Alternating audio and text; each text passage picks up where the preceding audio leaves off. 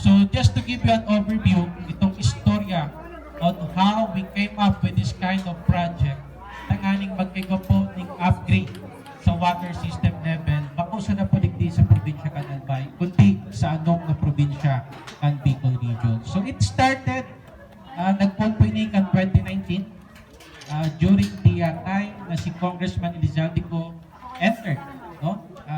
The politics kung saan siya po nag-desisyon na maging sarong nominado, and parte po ng siyang principal advocacies is ito pong matugunan ang supply ng tubig, lalong-lalong na duman sa Rarayo na lugar. So, nakaisip siya ng bagong konsepto because for the longest time, we are very active in giving social services. Ito pong mga asistensya sa edukasyon, sa medikal, sa tabang sa kabuhayan, ang mga programa po nakasentro sa turismo, agrikultura, as infrastruktura. So, tanganing ma-address ini pong basic need na dapat kaipuhan na natatanggap na sa tuyang pong mga kababayan. Nagtake po siya ng konsepto na mag-upgrade ini pong water system. So, kunyan, ikaw kita ng inaabot na solar-powered water system na kung saan ini po sa water system powered by solar panels. Ibig sabihin, dahil naman po kayo po ng direktang connection sa tuyang kuryente, dahil ito po mga solar panels na ito, yun po ang nag-absorb ng light energy po sa tuyang aldaw, and nakoconvert po ini into electricity. And itong electricity ito, yun po ang nagpapaandar ng water pump. And that is why iyan pong water pump 24/7 po, no, na nag-aandar to give us continuous flow of water. So kunyan, iyan po na water supply system ta, ipuhanon nin at least 50 square meters, no, na daga. Tanganing may construct na po ang water system, but because of changes in the design, ipuhanon sa kunyan, yung mga bagong request for water system, in at least 80 to 100 square meters, no, na lote. And salamat dahil lang Bicol National High School iguan in bakanting lote na kung saan pwede tang construct ng water system.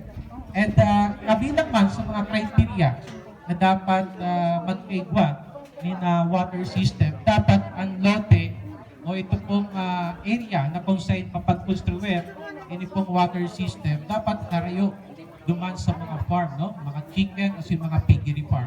Tanganing dahil po makontaminate ang tubig na maluwas pinikisa sa tuyang water system.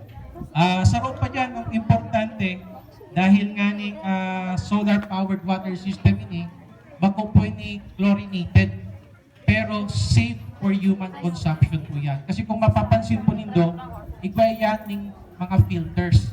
And in water supply system level 2, undergoes 3 stages of filtration. Ibig sabihin, ang tubig na maluwas po dyan sa duwang gripo, as in sa mga koneksyon na nakakonektar na duman sa mga iba-ibang classroom, malinig po yan. Safe, clean, and potable drinking water. Sa madaling sabi, pwede po safe for human consumption. And ang ginagayon ngayon, low cost lang po ang satuyang maintenance.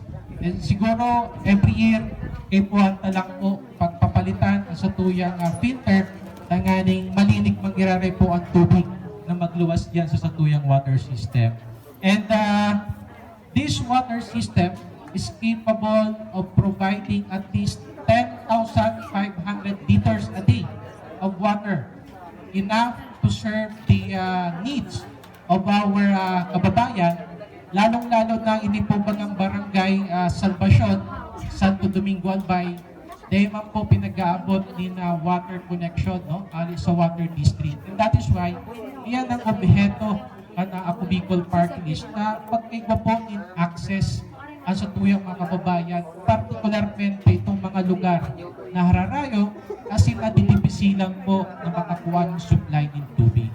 And kaya iba man dyan, hindi po sa proyekto kan Ako Bicol Party List, this is part of the Batch 1 Water System Project that was funded from the General Appropriations Act during the previous Congress, during the 18th Congress. So, kadakon pa ang mga water system na sa tuyang kong aabangan, bako sa napadigdi sa probinsya Kananbay, kundi pati sa anong na probinsya ang Bicol Region. Because based on the study, in the Bicol Region, igwa kita ng almost more than 7,000 barangays and 60 to 70% they po sinda ni na supply ng tubig. Although igwa man sinda nakakakuha man ng tubig, pero bako po sufisyente.